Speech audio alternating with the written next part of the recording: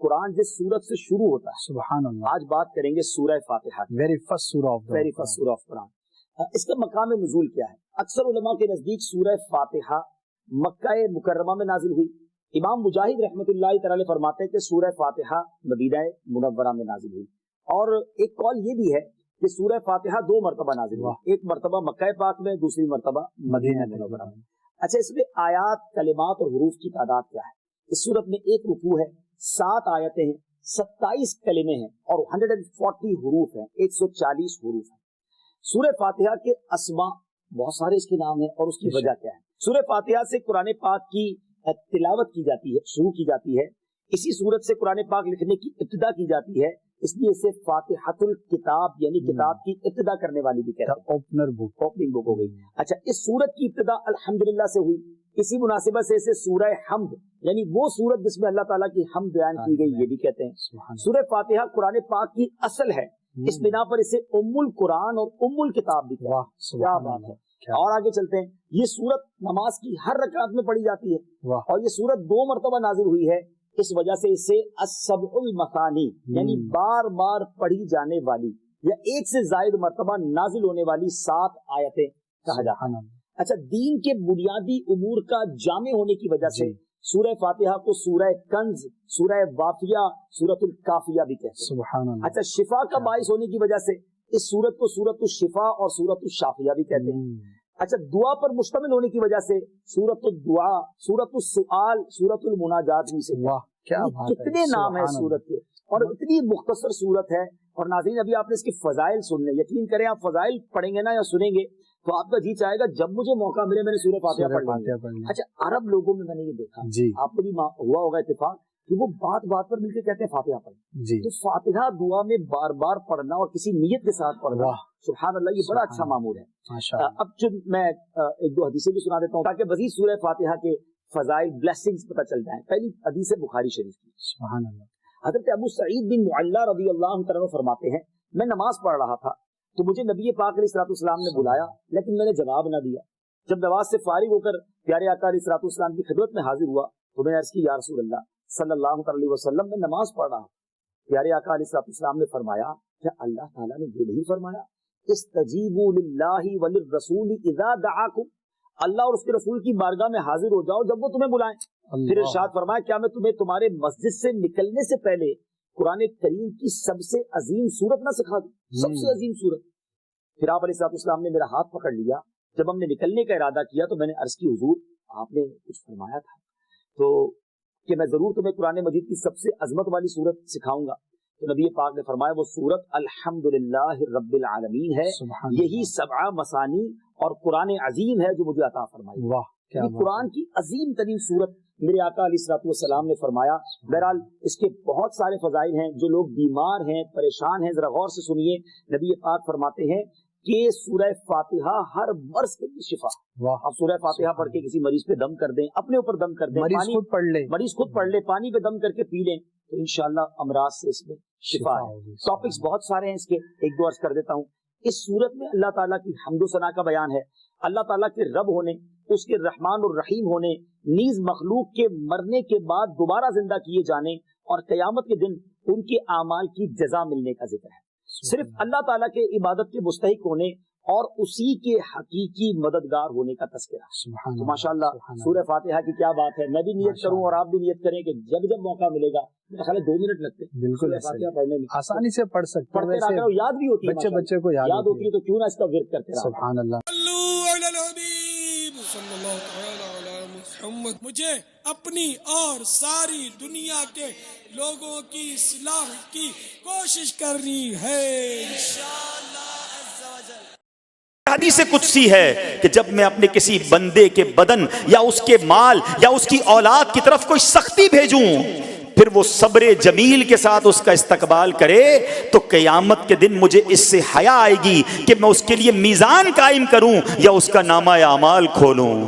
اللہ فرما رہا ہے مجھے حیا آئے گی کہ اپنے بندے سے اب کیا حساب لوں. جب آزمائش بھیجی تھی تو اس نے صبر کیا تھا, اس نے شکوہ نہیں کیا تھا. خدا کی قسم میں آپ سے پوچھتا ہوں, میرا کوئی نقصان ہو جائے اور قیامت کے دن میرا نامہ اعمال نہ کھولا جائے, مجھے اللہ کی بارگاہ میں حساب نہ دینا پڑے, مجھے بتاؤ یہ دنیا کے حساب نقصان کی کیا حیثیت ہے اگر ادھر بخشا جائے. سنو تو صحیح, رب فرما رہا ہے کہ مجھے حیا آتی ہے کہ اس کے لیے میزان قائم کروں یا اس کا نامہ اعمال کھولوں. ارے یہ ساری دنیا کی دولت, یہ ساری دنیا کی آسائشیں ایک طرف, اگر قیامت کے دن حساب کتاب میں آسانی مل جائے, اللہ بلا حساب جنت میں داخل کر دے, اس سے بڑھ کر کوئی نعمت نہیں. مگر آج افسوس یہ ہوتا ہے کہ اگر کسی پر امتحان آتا ہے, وہ اس امتحان میں فیل ہو جاتا ہے. اس حدیث میں ایک لفظ استعمال ہوا صبر جمیل کے ساتھ. اب یہ بھی بڑا مسئلہ ہے کہ لوگوں کو یہی نہیں پتا کہ صبر جمیل ہے کیا. لوگ کہتے تو بہت ہیں, اللہ پاک آپ کو صبر جمیل عطا فرمائے. اب اس سے پوچھو بھائی صبر جمیل کی تعریف کیا ہے, تو پھر تعریف نہیں پتا ہوتی. یہ کسی جمیل بھائی کا صبر نہیں ہے کہ جس کو صبر جمیل کہا جاتا ہے. صبر جمیل کی تعریف سمجھو. علماء کہتے ہیں کسی مصیبت زدہ اور غیر مصیبت زدہ کو برابر میں دیکھو, مگر دونوں میں کوئی فرق نظر نہ آئے. یعنی چہرہ بھی نہ بتائے کہ وہ کسی مشکل میں ہے, اس کی عادتیں بھی نہ بتائیں کہ وہ کسی پرابلم میں ہے, یعنی اس کو دیکھ کر پتہ ہی نہ چلے کہ وہ بڑی مشکل میں ہے. فرمایا یہ ہے صبر جمیل. مگر آج ہمارا حال یہ ہے, ہمارا چہرہ بتا دیتا ہے بھائی خیر تو ہے, بڑی ٹینشن میں ہو, ہاں یار کیا کروں بس موبائل ٹوٹ گیا, ارے بھائی بڑی چہرے پہ بڑی ہوائیاں اڑ رہی ہیں, بس کیا کروں جناب آج 5,000 روپے کھو گئے. 5,000 روپے کھو جائیں, چھوٹا سا نقصان ہو جائے, ہمارا چہرہ بتا دیتا ہے کہ ہمارے ساتھ کوئی معاملہ ہوا ہے. صبر جمیل یہ ہے کہ دیکھ کر کوئی پہچان ہی نہ سکے کہ یہ بندہ کتنی مشکل میں ہے, چاہے اندر کتنی تکلیف میں ہو, دنیا والوں کو نہ بتائے کیونکہ وہ رب کا بندہ ہے, وہ اللہ کی بارگاہ میں فریاد کرے. یہ صبر جمیل ہے اور اللہ اسے ہم سب کو نصیب فرمائے. ایک بار دیکھ لے, ساری زندگی ان کے حسن و جمال کے جلووں میں گم ہو جاتا ہے. جی ہاں, وہ آقا جن کا آپ نے بھی اور میں نے بھی کلمہ پڑھا ہے صلی اللہ تعالیٰ علیہ وسلم, وہ دکھتے کیسے تھے, وہ نظر کیسے آتے تھے, ان کا حسن کیسا تھا.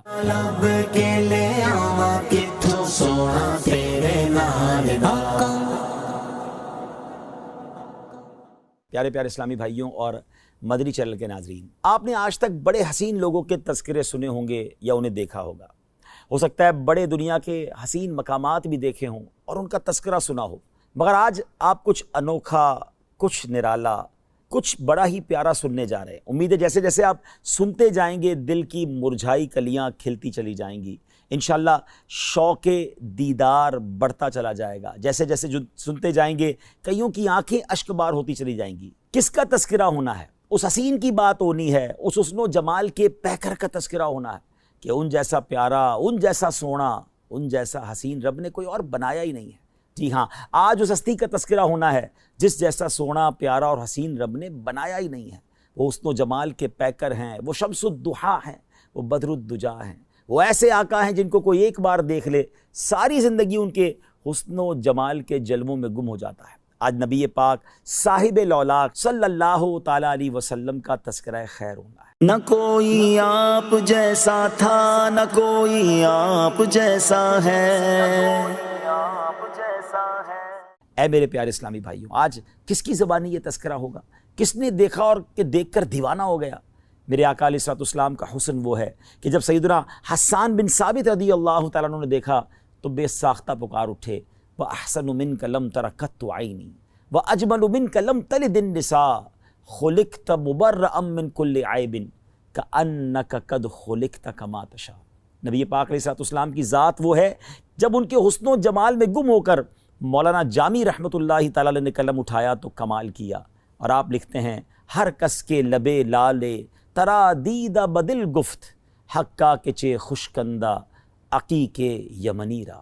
وہ آقا ہیں کہ جب امام عشق و محبت اعلیٰ حضرت فاضل بریلوی رحمۃ اللہ تعالیٰ علیہ نے آپ کے چہرہ انور کے تصور میں گم ہوئے تو کیا لکھتے ہیں, خامہ قدرت کا حسن دستکاری واہ واہ, کیا ہی تصویر اپنے پیارے کی سنواری واہ واہ. کہیں لکھتے ہیں, کاف گے سوہا دہن یا ابرو آنکھیں عین صاد, کاف ہا یا عین صاد, ان کا ہے چہرہ نور کا. جب مولانا حسن رضا خان صاحب نبی پاک علیہ الصلوۃ والسلام کے جلووں میں گم ہوتے ہیں تو پھر کیا خوب لکھتے ہیں کہ ایسا تجھے خالق نے طرحدار بنایا، یوسف کو تیرا طالب دیدار بنایا، کونین بنائے گئے سرکار کی خاطر، کونین کی خاطر تمہیں سرکار بنایا۔ مفتی اعظم ہند مصطفیٰ رضا خان صاحب رحمۃ اللہ تعالی علیہ جب قلم اٹھاتے ہیں تو کیا لکھتے ہیں کہ خدا کی سلطنت کا دو جہاں میں کون دولا ہے، تم ہی تم ہو، تم ہی تم ہو، یہاں تم ہو، وہاں تم ہو۔ اور پھر میرے شیخ طریقت امیر اہل سنت بانی دعوت اسلامی مولانا محمد الیاس عطار قادری دامت برکاتہ العالیہ جب قلم اٹھاتے ہیں، آقا کے جلووں کا تصور جماتے ہیں تو پھر کیا لکھتے ہیں، تیرا خلق سب سے بالا، تیرا حسن سب سے اعلیٰ، فدا تجھ پہ سب زمانہ، مدنی مدینے والے۔ پیارے اسلامی بھائیوں، آج اس ہستی کا تذکرہ کرنا ہے جس کا سارا عالم پروانہ ہے۔ جبھی تو مفتی اعظم لکھتے ہیں نا، تو شم رسالت ہے عالم تیرا پروانہ، تو ماہ نبوت ہے اے جلوائے جانانا، اے جلوائے جانانا، اے جلوائے جانانا۔ آئیے اس جلوائے جانانا کا تذکرہ سنتے ہیں، اور کس کی زبانی؟ جی ہاں، اس ہستی کی کہ جس نے ایک بار دیدار کیا، پھر جن الفاظ کے ساتھ تعارف پیش کیا۔ آج بھی سیرت کی کتابوں میں گویا سنہرے حروف میں وہ الفاظ لکھے جاتے ہیں، پڑھے جاتے ہیں۔ اگر آج واقعی آپ جاننا چاہتے ہیں کہ وہ آقا، جی ہاں وہ آقا جن کا آپ نے بھی اور میں نے بھی کلمہ پڑھا ہے صلی اللہ تعالیٰ علیہ وسلم، وہ دکھتے کیسے تھے، وہ نظر کیسے آتے تھے، ان کا حسن کیسا تھا، تو آئیے اب تیار ہو جائیے، تصور میں گم ہو جائیے۔ پیکر حسن و جمال رسول بے مثال بی بی آمنہ کے لال صلی اللہ علیہ وسلم کا رخ زیبا کیسا تھا، سنتے ہیں سیدتنا ام معبد رضی اللہ تعالی عنہا کی زبان میں۔ ہجرت کا سفر ہے، نبی پاک علیہ الصلوۃ والسلام سیدنا ابو بکر صدیق رضی اللہ تعالیٰ عنہ کے ساتھ سفر پر رواں دواں ہیں۔ راستے میں وادی قدید کا مقام آتا ہے، ایک ضعیف خاتون ہے جو اپنے خیموں میں بیٹھا کرتی ہیں، آنے جانے والے مسافروں کو کچھ کھانے پینے کا سامان فروخت کیا کرتی ہیں۔ پیارے آقا علیہ الصلوۃ والسلام بھی اس خیمے پر پہنچتے ہیں، کچھ رقم دے کر کچھ کھانے پینے کا سامان خریدنا چاہتے ہیں۔ ان کے پاس کچھ نہ تھا، معذرت کر لی۔ نبی پاک علیہ الصلوۃ والسلام نے ان کے خیمے میں ایک بکری دیکھی جو بڑی لاغر تھی، اس کے تھن بھی سوکھے ہوئے تھے۔ میرے آقا علیہ الصلوۃ والسلام نے اجازت طلب کی کہ اگر آپ اجازت دیں تو اس بکری سے ہم کچھ دودھ نکال لیں۔ ام معبد یہ جانتے ہوئے کہ اس بکری نے دودھ نہیں دینا، پھر بھی اجازت دے دی۔ پیارے آقا علیہ الصلوۃ والسلام نے اپنے مبارک ہاتھ ان تھنوں پر لگائے۔ ہاتھ کس کے تھے؟ وہ تھن دودھ سے بھر گئے، اتنا دودھ نکلا کہ سب نے خوب دودھ پیا، بلکہ سارے برتن بھی دودھ سے بھر گئے۔ ام معبد رضی اللہ تعالیٰ عنہ یہ معجزہ دیکھ کر بڑی حیران ہوئیں۔ میرے آقا علیہ الصلوۃ والسلام تو اپنا دیدار کروا کے چلے گئے، مگر ان کے سبحان اللہ گھر والوں کو دیوانہ بنا گئے، اس گھرانے کو اپنا دیوانہ بنا گئے۔ ابھی وہ ایمان نہیں لائے تھے۔ ابو معبد رضی اللہ تعالیٰ جب واپس آئے اور ام معبد کے جو شوہر ہیں گھر میں جب دودھ سے بھرے ہوئے برتن دیکھے تو پوچھتے ہیں کہ کون آیا تھا، یہ کیا معاملہ ہے؟ تو آپ فرماتی ہیں ایک مبارک آیا تھا۔ نبی پاک کا نام بھی ابھی انہیں نہیں پتا تھا، نام بھی نہیں پوچھا تھا، تو نام کہا، ایک مبارک ہستی تھی، ایک مبارک شخصیت تھے۔ کہا یہ تو بتاؤ وہ دکھتے کیسے تھے، ذرا بتاؤ تو صحیح وہ کیسے تھے۔ اے پیارے اسلامی بھائیوں، مدنی چینل کے ناظرین، اب سنیے میرے آقا کیسے دکھتے تھے، نبی پاک کا حسن و جمال کیسا تھا۔ ام معبد رضی اللہ تعالیٰ عنہ کے عشق بھرے انداز میں کس پیارے انداز میں نبی پاک کا رخ انور بیان کیا۔ آئیے الفاظ تو دیکھیے کیسے موتیوں کی مانند ہے۔ وہ کہتی ہیں رأیت رجلا ظاہر الوداع، میں نے ایک ایسی ذات دیکھی ہے جن کا حسن نمایاں ہے، ابلج الوجہ حسن الخلق، جن کا چہرہ خوبصورت اور وہ تخلیق کے شاہکار تھے، لم تعبہ خجلا، ان کی جسابت میں فربا ہونے کا عیب ہی نہ تھا، ولم تزری بہ سعلا، اور نہ ہی